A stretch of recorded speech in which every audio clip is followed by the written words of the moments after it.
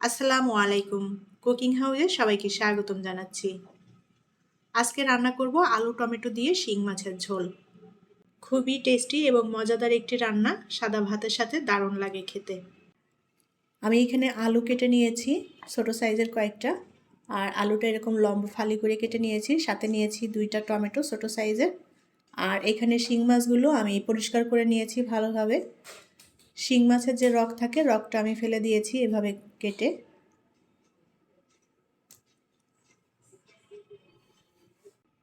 প্যানে পরিমাণ মতো তেল দিয়ে দেব। এখন দিয়ে দেব পেঁয়াজ বাটা। আমি এখানে 1.5 টেবিল চামচ পরিমাণ পেঁয়াজ বাটা নিয়েছি।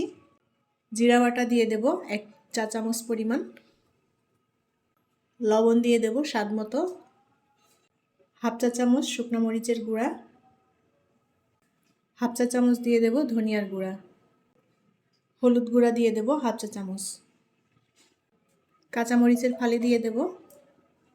আর দিয়ে দেব কেটে রাখা আলু।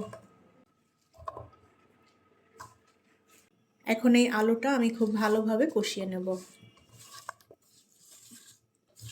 আলুটা সব মশলার সাথে একবারেই মেখে দিচ্ছি।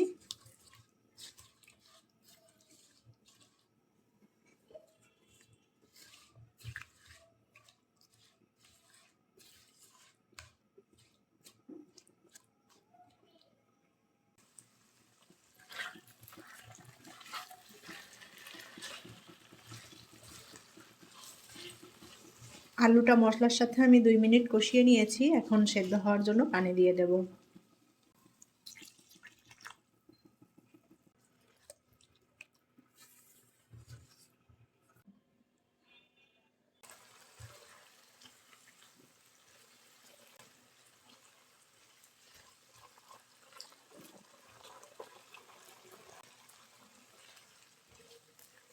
আলু আমি সুন্দর মতো কষিয়ে নিয়েছি মশলার সাথে।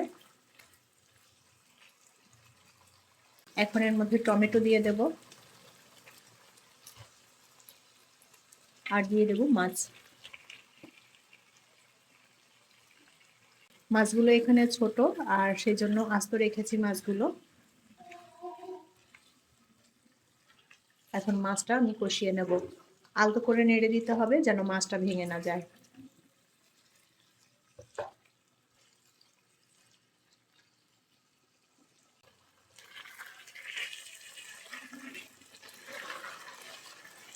মাছ আলু টমেটো একসাথে সুন্দরভাবে কষিয়ে নিয়েছি।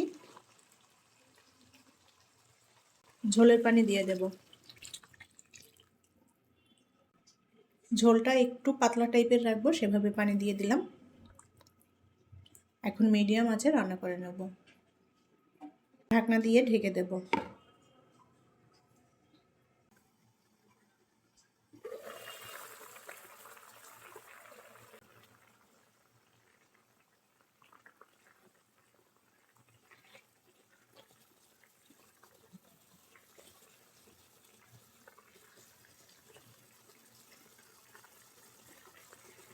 আলু সুন্দর মতো সেদ্ধ হয়ে গিয়েছে, আর তরকারিটাও প্রায় রান্না হয়ে এসেছে। ঝোলটা আমি সামান্য একটু টানিয়ে নেব।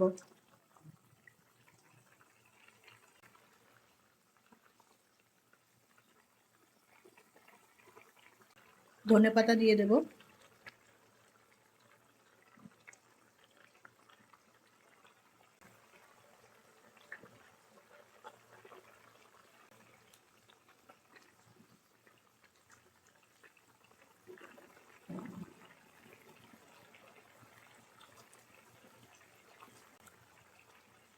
আলু টমেটো দিয়ে শিং মাছের ঝোল রান্না করা হয়ে গিয়েছে। এখন তরকারিটা আমি নামিয়ে নিয়ে পরিবেশন করব। আলু টমেটো দিয়ে শিং মাছের এই ঝোলটা সাদা ভাত দিয়ে খেতে দারুণ লাগে। আমি খুবই সহজভাবে আজকের রান্নাটা আপনাদের সাথে শেয়ার করেছি। আশা করছি আপনাদের ভালো লেগেছে। রেসিপিটি যদি ভালো লাগে তাহলে প্লিজ ভিডিওটি শেয়ার করবেন। পরবর্তী রেসিপি দেখার আমন্ত্রণ জানিয়ে বিদায় নিচ্ছি। আল্লাহ হাফেজ।